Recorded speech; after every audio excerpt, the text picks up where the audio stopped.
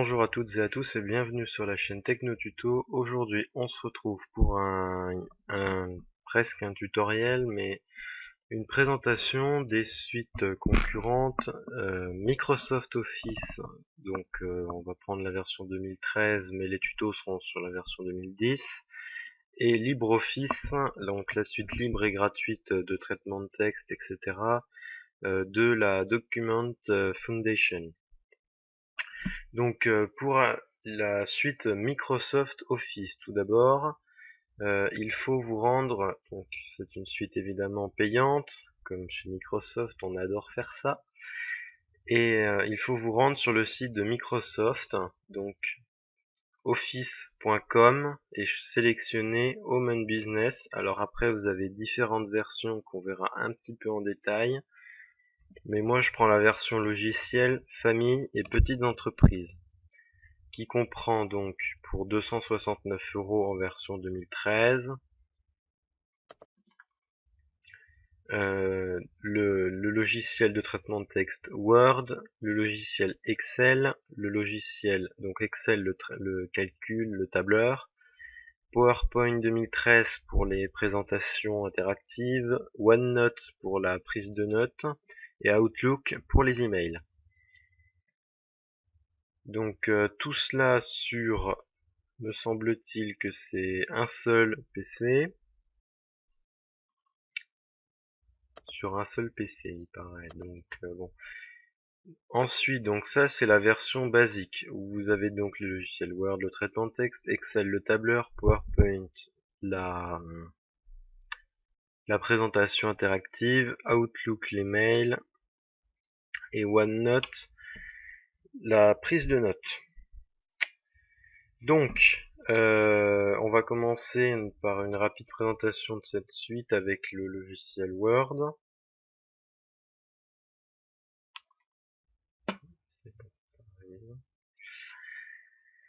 Donc évidemment, vous pouvez acheter aussi bien que chacun des logiciels dont vous avez besoin. Donc Word, c'est le logiciel par excellence de traitement de texte que tout le monde connaît, que toutes les entreprises ont au bureau, que même les établissements scolaires ont. Alors soit ils ont LibreOffice, c'est pour ça que c'est intéressant de faire aussi des tutoriels là-dessus, et puis beaucoup n'ont pas envie d'acheter la suite, et ou la suite Microsoft avec Word. Donc on peut faire des tas de choses qu'on verra un peu plus en détail, mais bon bref, Word c'est vraiment le logiciel de traitement de texte.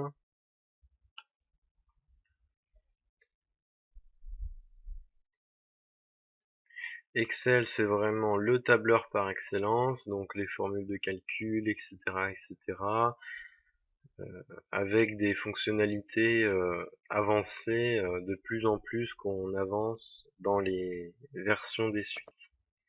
Ensuite, PowerPoint, ça c'est pareil, c'est le grand classique que tout le monde connaît, mais peu de gens savent vraiment faire des jolies choses avec PowerPoint. C'est pour ça que je vous montrerai aussi comment se servir un peu plus en détail de PowerPoint, donc qui est le créateur de diaporamas et de présentations interactives par excellence, made in Microsoft. Ensuite, donc le logiciel Outlook, ça c'est plus pour les professionnels, mais vous avez le droit aussi de vous en servir, hein, qui fonctionne avec le webmail en ligne de Microsoft, Outlook.com. Donc voilà, l'efficacité. Moi je suis un peu sceptique sur Outlook puisque je l'ai dans le cadre de la suite Office. Voilà, mais il y a beaucoup de trucs que je n'arrive pas à comprendre comment ça fonctionne, hein. Tout ce qui est calendrier, je ne peux pas ajouter les calendriers. Mon calendrier Outlook.com, je ne peux pas l'ajouter sur Outlook. Voilà. Il n'y a pas de synchronisation, je ne sais pas comment le faire. Donc voilà, Outlook c'est un très bon logiciel pour les mails, etc. Mais pour les calendriers c'est bien, mais pour du local. Autrement, si c'est bien si vous avez une suite entreprise avec des webmails, Microsoft Exchange et tout ça. c'est bien. Donc OneNote, le logiciel, hein, c'est même gratuit. OneNote est gratuit, c'est nouveau ça. Voilà, c'est le logiciel par excellence pour la prise de notes, donc c'est génial sur les téléphones, hein. Vous prenez une capture, vous faites votre petit gribouillage, votre petit truc écrit à la main, c'est génial.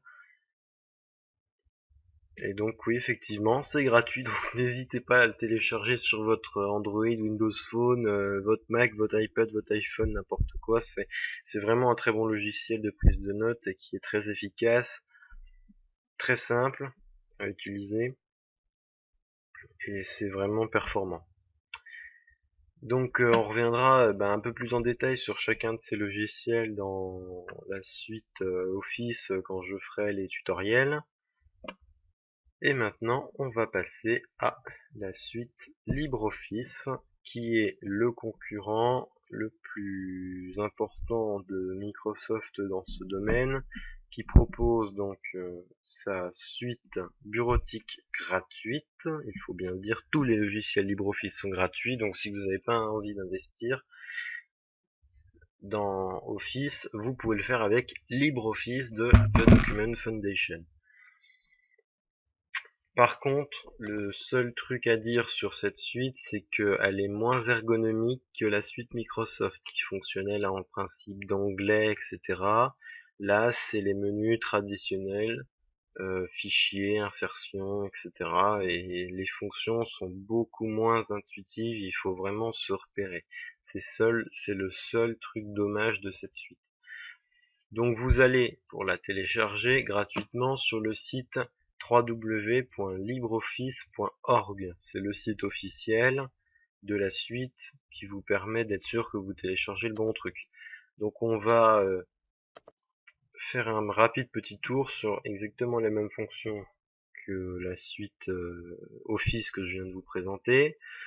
Donc le logiciel Writer, le logiciel de traitement de texte, l'équivalent de Word.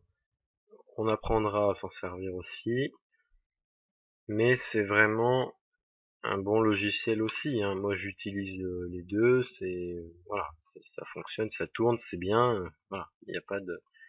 Bon, après, LibreOffice décrit un peu moins ses fonctions, mais bon, sachant que c'est gratuit, il n'y a pas vraiment d'indication à donner. Donc calque, hein, le tableur de la suite LibreOffice, donc pour tout ce qui est vos fiches, vos chiffres, pardon, ça c'est bien. Excel, Excel, donc voilà, c'est vraiment un très bon logiciel de calcul qui a les mêmes fonctionnalités encore une fois que Microsoft Excel. Impress, donc le logiciel de diaporama de la suite LibreOffice, qui vous permet donc de créer des diaporamas. Alors ce logiciel-là, je dois le nuancer, hein, désolé pour la suite LibreOffice qui fait tout son possible, mais gratuité aussi. Mais voilà, le logiciel Impress est moins performant et ça donne de moins beaux rendus évidemment que le logiciel PowerPoint de Microsoft. Ça c'est vraiment dommage parce que voilà, Microsoft Office, on a des superbes effets, des superbes animations, des transitions, etc. Là, on en a, mais on reste dans quelque chose de beaucoup plus basique et de beaucoup moins joli en rendu.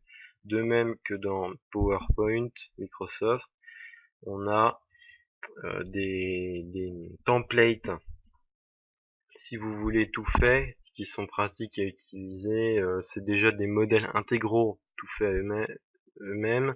C'est très joli, c'est esthétique, c'est pratique. Dans LibreOffice Impress, malheureusement, on n'a pas cette fonction. On en a quelques-uns, mais bon, moi je les trouve pas terribles. Donc s'ils pouvaient améliorer cette fonction, ça serait bien. Donc ça c'est donc LibreOffice Impress, donc le présentateur, on va dire, pour les diaporamas, etc. Made in the Document Foundation. Et un logiciel qui n'existe pas chez Microsoft Office et qui n'existe, et réciproquement il n'y a pas de OneNote, l'équivalent chez LibreOffice. Là c'est Draw, donc un logiciel où vous pouvez vraiment faire des dessins, voilà. Mais c'est pareil, ça reste dans le design LibreOffice, et ce design, eh ben c'est pas c'est pas terrible, voilà. C'est pas, moi je trouve pas les trucs très jolis, donc voilà. C'est après chacun veut voir, hein, mais bon voilà. LibreOffice fait des moins bons rendus que Microsoft Office. En plus, donc, dans ces logiciels gratuits qu'on n'a pas pour la version familiale, c'est le logiciel de base de données de LibreOffice, donc LibreOffice Base, qui vous permet donc de créer des bases de données comme avec Microsoft Access, mais qui lui est payant et qui n'est pas inclus et qui coûte vraiment énormément cher. Et LibreOffice Math, hein, qui vous permet de faire des formules, équations, etc., tout ce qui est écriture mathématique, et après de les importer, ces formules, dans Microsoft Office, dans LibreOffice, pardon. Donc voilà, c'était un petit tour. Je vais vous montrer les screenshots puisqu'on en a. Donc là, ils ont testé ça sous Linux, hein. C'est un logiciel qui est compatible avec, contrairement à Microsoft, c'est compatible avec Windows, Mac et Linux. Alors que Windows n'est compatible qu'avec Microsoft, et il faut acheter la suite Office pour Mac pour les systèmes d'exploitation Macintosh, donc d'Apple. Donc voilà, vous avez des aperçus, donc vous voyez, hein, c'est toujours très classique, File, Edit, View, Insert, Format, Table, Tools, Window, Help. Bon, voilà. Dans Microsoft Office, c'est beaucoup plus intuitif et beaucoup plus joli. Pareil, hein, vous voyez les rendus, ben voilà, si vous avez déjà vu des documents faits avec Microsoft Office Word, eh ben vous verrez que c'est beaucoup plus sympa dans Word. Voilà, là c'est basique, quoi, ça reste basique LibreOffice. Après c'est pareil pour les diagrammes, hein, tout ce qui est calque, etc. Bon ben voilà. Donc vous voyez un peu à quoi ça ressemble. Voilà, LibreOffice Impress c'est pareil, les modèles, ben voilà, ça reste classique, quoi. Les word art, pareil, hein, il n'y a pas de fonctionnalité pour faire des jolis word art comme avec Word, c'est ça qui est assez dommage aussi, parce que franchement je pense qu'ils ont le potentiel pour le faire, mais ils le font pas. Donc voilà, et puis LibreOffice Draw, et ben voilà, ça vous permet de faire des choses graphiques comme ça, quoi. Du dessin, du diagramme, tout ça. Et après, LibreOffice Base et Math, on s'en servira pas, mais ça vous permet de faire des tables des mini logiciels, en fait, un petit peu comme ce que des logiciels basiques, vous rentrez, par exemple, si ça peut servir à vous créer une base de données pour vos livres, vos CD, etc. Vous rentrez des trucs et tout, et vous avez ça dans votre base de données. Après, vous voyez, LibreOffice Math, il vous fait des formules, voilà, qui sont réussies, hein. C'est le mode équation, voilà, il y a un logiciel à lui tout seul pour le mode équation de Microsoft Word. Donc voilà. Et après, donc si vous voulez le télécharger, puisque bon, sur le site de Microsoft on peut pas télécharger puisque c'est payant, vous allez dans Download et LibreOffice Style, me semble-t-il. Ça doit être la version.